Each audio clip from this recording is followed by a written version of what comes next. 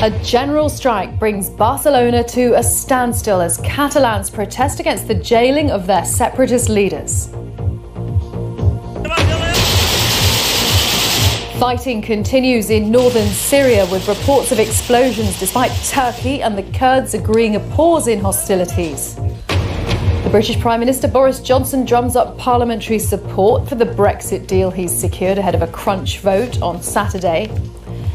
And police in Mexico catch a drug kingpin and then, after a battle erupts, they... You can't fight fire with fire.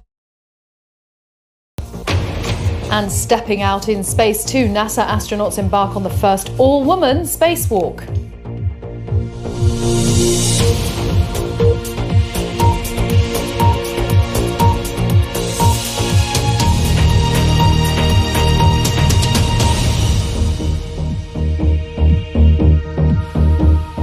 Hello, welcome to BBC World News. Hundreds of thousands of protesters are marching in Barcelona with demonstrations and a general strike bringing the city to a standstill. As you can see from the latest pictures from Barcelona, there are huge crowds in many streets, and some of the effects include trains being stopped, roads blocked by protesters who support Catalonia's push for independence from Spain.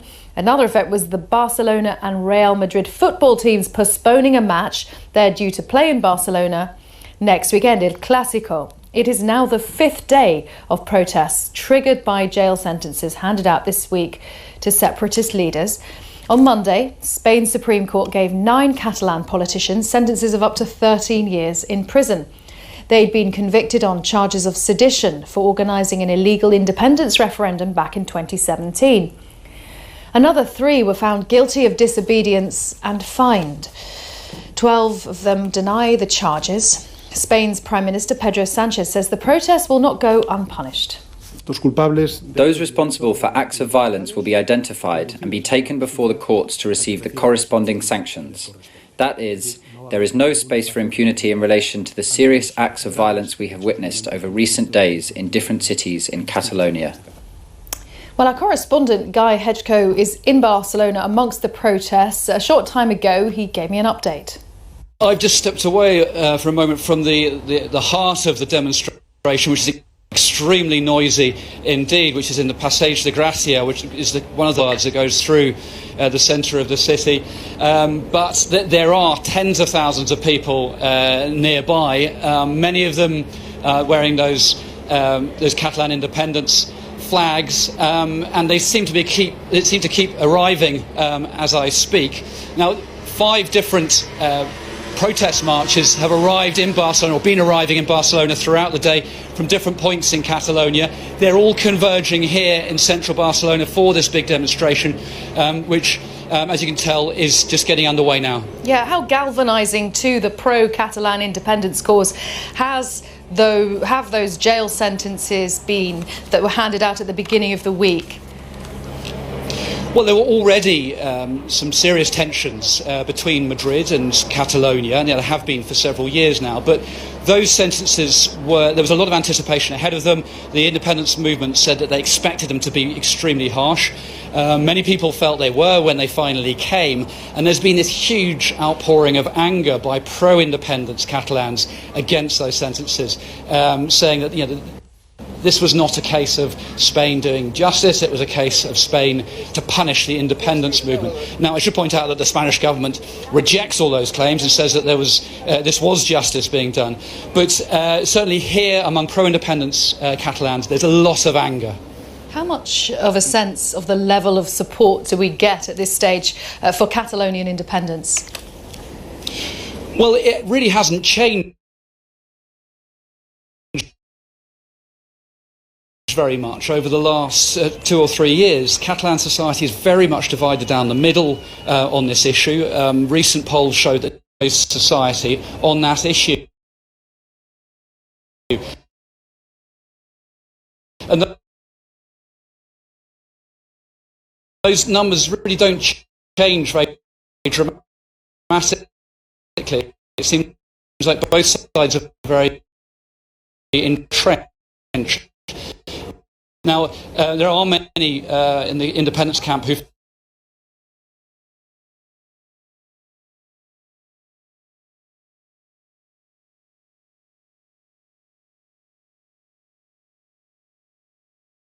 right now. Guy Hedgecoe in Barcelona. Now, it's been nearly 24 hours since Turkey's President Erdogan agreed to suspend the military operation against Kurdish-led forces in northern Syria for 5 days. But today, those forces have accused Ankara of breaching the ceasefire. They say Turkish air and artillery attacks are still being carried out against the border town of Ras Al Ain, as Barbara Plett-Usher reports from the Turkey-Syria border. There's a ceasefire in place, but not all was quiet. In the Syrian border town of Ras Al Ain, the sound of artillery shattered the morning. Sporadic gunfire was heard throughout Friday. Kurdish forces accused Turkey of shelling the area. The Turkish president denied it.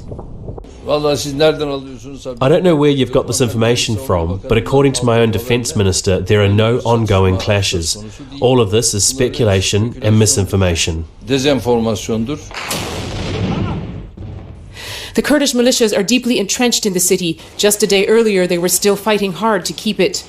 Turkey says they're a terrorist threat and is determined to expel them away from the border. US troops has been strongly criticized as abandoning America's Kurdish allies and paving the way for Turkey's incursion. We've all agreed on a pause or a ceasefire in the border region of Syria. And it was unconventional what I did. I said, they're going to have to fight a little while. Sometimes you have to let them fight a little while. It's like two kids in a lot. You got to let them fight and then you pull them apart. This was definitely not a victory for the Kurds. Ankara has agreed to suspend the military operation for 5 days and to eventually make that permanent, but only if the Kurdish fighters pull out and give up their heavy weapons. You cannot solve your refugee problem by making new refugees, by displacing people from their homes. So it's really a serious humanitarian problem, which requires more further deliberation, because these people have nowhere to go, because these people are the local people of the region. In fact, the Americans have essentially accepted what the Turks were trying to achieve with the military operation, a buffer zone on the Syrian side of the border that they will control with their armed forces. Already, the human cost has been great, some 300,000 people displaced. Kurdish civilians are wondering what will happen to them, even if the fighting stops. President Erdogan is still insisting that he wants a safe zone to run the entire length of Turkey's border with Syria, not just the section the Turks have captured. Syrian government soldiers have moved into some of these other areas, but Mr. Erdogan says he'd rather have them there than Kurdish militias. He'll probably talk about that when he meets Syria's ally, President Putin of Russia, next week. Barbara Plett-Usher, BBC News at the Turkish-Syrian border. Let's look at some of the day's other news. Afghan officials say an explosion during Friday prayers at a mosque in the eastern province of Nangarhar has killed at least 62 people and injured more than 30 others. It's not known who carried out the blast which brought down the roof of the building, but both the Taliban and the Islamic State group are active in the area. Lebanon's Prime Minister's addressed the nation after a second day of anti-government protests. A plan to tax calls on internet messaging services seems to have triggered the demonstrations, but they continued even after the plan was dropped. Prime Minister Hariri blamed his partners in government for blocking reforms. A powerful dust storm in Australia has literally turned day to night within seconds. Strong winds, reaching up to 90 kilometres per hour, swept into the town of Kingaroy in Queensland. The storm passed within minutes, but meteorologists predict more storms like it because, as Australia's drought continues, more dust is kicked up by strong gales. Mexico's President Manuel López Obrador has been defending the actions of his security forces after they first captured and then released a drug lord. Ovidio Guzman is the son of Joaquim Guzman, also known as El Chapo. He's currently serving a life sentence in the US. He was detained during a routine patrol in Culiacan, but when gang members opened fire, he was set free. 8 people are reported to have died. Mr. Obrador says the security forces took the right decision to protect civilians. Esta decisión se tomó para proteger a los ciudadanos. This decision was made in order to save citizens' lives. You can't fight fire with fire. That's the difference between this strategy compared with what previous governments have done. We don't want deaths. We don't want war. Let's talk to Ana Gabriela Rojas from BBC Mundo, who's in Mexico City. An extraordinary story. Just tell us the latest. Here is a big debate in the country because this strategy is taken for the first time in the country. The other governments were always fighting the criminals, and for the first time, the government is taking these acts. I mean, some people support, of course, the government. They say a lot of people were at risk in Culiacan, and it was a good decision. But a lot of criticism. The government is also facing a lot of criticism, saying they have already captured this narco-trafficant and it was released. So it's a lot of debate at the moment in the country. And Ana Gabriela, there seems to be some confusion about who exactly made the decision to release Ovidio Guzman. Exactly. I mean, it was apparently the security forces that were there on the ground, led by the National Guard, which is one of the main points of the strategy of the President López Obrador.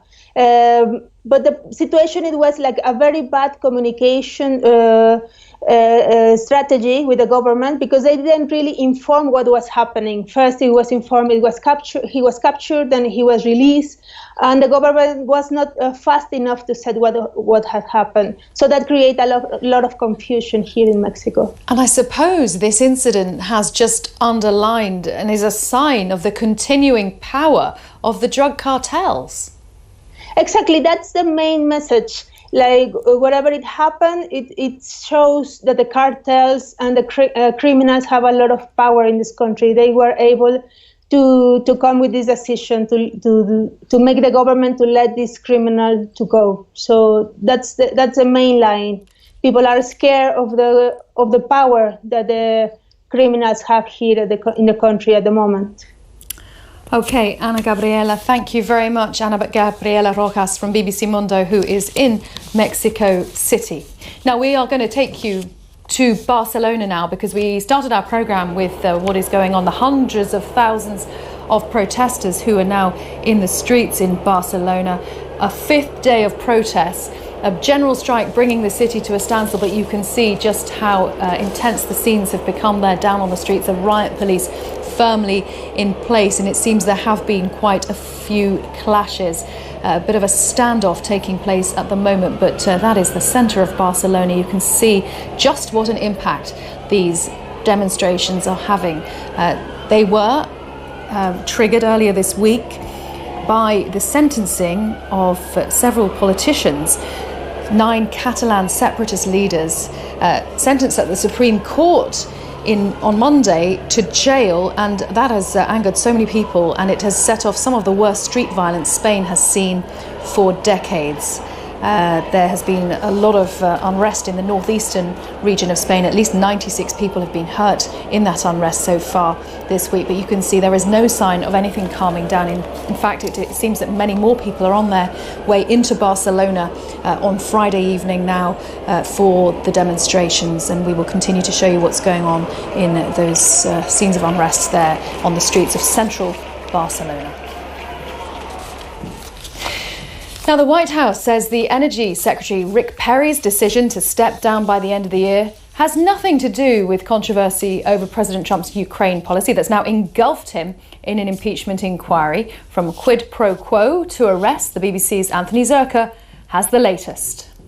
Welcome back. It's the third week of the formal House impeachment inquiry, and Congress returns from a 14-day recess.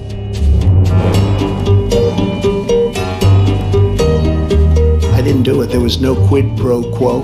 That was the official line on the phone call between Donald Trump and the Ukrainian president up until about noon on Thursday. Then this happened. Just described as a quid pro quo. We do that all the time with foreign policy. Wait, so there was quid pro quo, but not about Joe Biden. This, in effect, is the final fallback position for the White House. Yes, they did it, but no, it wasn't a big deal. Up until now, much of the attention this week had been paid to this man, Rudy Giuliani, the former mayor of New York and Donald Trump's unpaid personal lawyer. Last Friday, 2 Rudy Giuliani business associates, Lev Parnas and Igor Fruman, were arrested on campaign violations while trying to flee the country. These 2 Soviet-born U.S. citizens were accused of illegally funneling foreign campaign donations to Republican candidates and committees and trying to influence U.S. foreign policy towards Ukraine. Rudy Giuliani is accused of pressuring the Ukrainian government into opening an investigation into one of Donald Trump's political rivals, Democrat Joe Biden. It's at the heart of the House impeachment inquiry and one of the main reasons why Democrats have issued subpoenas for Giuliani's documents. Trump's administration isn't complying with the impeachment inquiry. Giuliani is following suit and refusing requests for more information. And he's not the only one. Vice President Mike Pence is also rebuffing congressional subpoenas, saying the investigation is invalid. You want a subpoena? Here you go, take them like they're cookies. This woman, Fiona Hill, a former top advisor to the White House on Ukraine and Russian matters, testified before Congress on Monday. She reportedly sharply criticized what she saw as attempts by Rudy Giuliani and White House Chief of Staff Mick Mulvaney to circumvent normal foreign policy channels on Ukraine. She told investigators that John Bolton, the then National Security Advisor, went so far as to call Giuliani a hand grenade that would blow everyone up. There are more current government employees testifying before Congress this week. State Department staffers George Kent and Michael McKinley, and this man, Gordon Sondland. You might remember Gordon Sondland, the U.S. ambassador to the EU, abruptly canceled his meeting with investigators last Monday, citing White House orders. Now under subpoena, Sondland is in D.C. and reportedly talking about his direct contacts with Donald Trump about Ukrainian policy.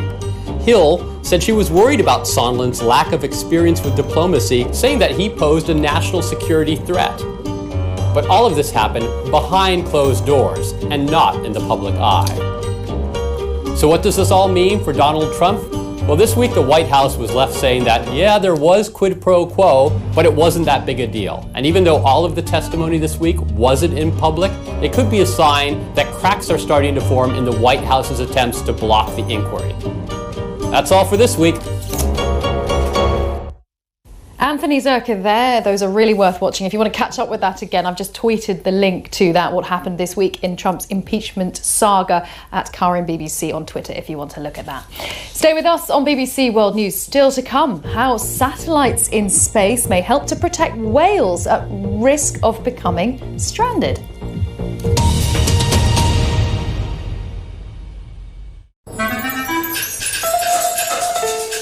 And listen to my story about a man named Jed. A poor mountaineer barely kept his family fed.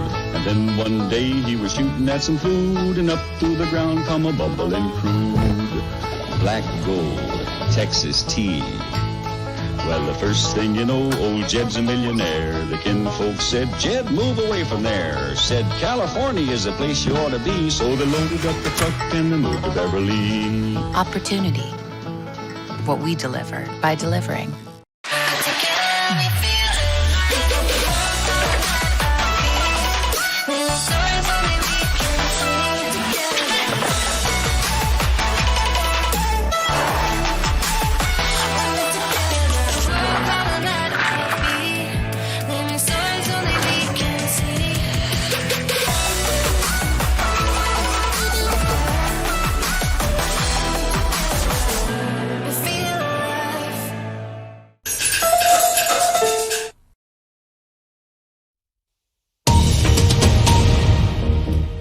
You're watching BBC World News with me, Karen Giannoni. The latest headlines. Tens of thousands of people, hundreds of thousands of people have joined a protest and general strike in Barcelona after the jailing of separatist leaders early in the week. This is the live scene from one part of central Barcelona. You can see quite a standoff there going on with riot police and demonstrators. There have been scenes of unrest now in several parts of northeastern Spain, and this looks likely to continue as many more people are heading right now in Barcelona to the demonstrations into Friday evening. But they're just a sense of what's going on in the streets of Barcelona right now. A lot of action. In other news, fighting has continued in northern Syria with reports of explosions despite Turkey and the Kurds agreeing a pause in hostilities. Now, the British Prime Minister has been spending the day trying to convince politicians from his own party and the opposition to back his Brexit deal before it goes to a crunch vote in Parliament. It's the last chance for Boris Johnson to get the deal through before he's legally bound to ask for an extension to the October the 31st deadline. But does Boris Johnson have the numbers? And to put it the other way, it's a crunch moment for Remainers to try to stop Brexit happening. Rob Watson is in Westminster. It just looks like it's going to be incredibly close, that the BBC and other journalistic organisations have done the number crunching, and I think one of the last ones I saw, it had support for the deal, support for the government at 317 votes, votes against 322, so you could see it could be potentially very, very close indeed. What groups, what sections of the various parties need persuasion, and what can Boris Johnson offer them? Well, I think he needs to concentrate in many ways on a relatively narrow group, two groups. I mean, one group are the Brexit enthusiasts within his own party, many of whom would actually just prefer a no-deal, clean break Brexit as they would see it. And he needs to say to them, look, really, you know, it's better to go for my deal, otherwise maybe you'll get no Brexit at all. Maybe there'll be another referendum, an election, who knows. The other group that he needs to appeal to, and this is in the opposition Labour Party, also in his own party, are basically MPs who think that Brexit is a fairly crazy idea, but who also think that maybe a deal is better than no deal, and think, you know, even though there's bound to be an economic hit from Brexit, maybe that's actually better than disappointing 17.4 million Leave voters. And that vote is going to be happening in about 23 hours' time. We'll have all the latest on BBC World News. Another big thing happening this weekend, the Rugby World Cup in Japan. Teams battling it out for places in the semi-finals. Some of the big guns you'd expect to still be in the tournament are like New Zealand, England and Australia. On Sunday, Japan plays South Africa, and it's the hosts who've been the surprise success story of the competition so far, attracting record TV audiences, as Andy Swiss reports. When it comes to sporting tussles, Japan is a place of tradition. In the backstreets of Tokyo, sumo training still draws a curious crowd. But just down the road, the nation's new heroes are busy creating their own history.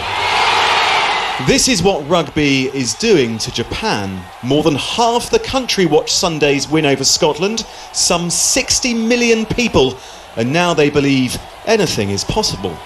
It's scary to think, you know, how far this team can actually grow. And the last 4 games, you know, we're getting better each time. Your confidence is growing. You know, the support the fans give us, you know, we really feel that. Rugby's popularity in Japan traditionally lags behind football and baseball, but for the youth players here at Tokyo Crusaders, the pride is plain to see. Japan gets stronger. I love Japan's rugby team. We were watching the Japan-Ireland game together, like on a screen, and like the referee, because we played the game before, was like crying after the game because he was so proud, and like I feel like everyone was like sharing the same emotions. Well, on Sunday, these players will face South Africa, hoping for a repeat of their famous win 4 years ago. But already their blend of speed, skill and spirit has defined this tournament. Andy Swiss. Scientists have shown for the first time that they can spot mass whale strandings from space using satellites. They've been able to detect whales beached on the shore. The researchers believe it will enable conservationists to detect these events more quickly. Rebecca Morell reports. It was a stranding on a huge scale. Last year in Australia, more than 150 whales washed up. But by the time rescuers got there, most were dead. Now, though, there's a new, faster way to track strandings. From space, using powerful satellites, scientists can scan thousands of kilometres of coast, zooming in on the animals until the body of a beached whale is revealed. Satellites can enable us to take pictures and see whale strandings much more rapidly than people have capacity to do on the ground in remote areas, and they'll give us that extra opportunity to react quickly. The hope is the technology could reveal how many whales are stranding and where they're stranding, which could help us to understand what's causing these deadly events. With so many pressures in the oceans, scientists are watching whale numbers carefully. Using satellites to monitor them will be key. Rebecca Morell, BBC News. Now, 2 female astronauts are making history with the first ever all-woman spacewalk. Christina Cook and Jessica Meir floated out of the International Space Station in an operation to replace defective equipment. The walk is taking them 5.5 hours. We've been getting some incredible pictures in. More than 200 people have carried out spacewalks since the very first one back in 1965. But only 14 of those 200 have been women, and they've always been accompanied by men. This first all-female spacewalk was originally scheduled for March, but NASA had to scrap it because, you may remember back then, they realised they didn't have the correct size spacesuits for the women. But it's happening right now. Let's just show you what's going on in Barcelona, the shots of the streets. A lot of unrest, a lot of clashes with police taking place. You can see objects being thrown there, and it has been a scene much like that over the last hour or so. Hundreds of thousands of demonstrators, pro-Catalan independence demonstrators, converging in Barcelona, and more still arriving. Stay with us on BBC World News.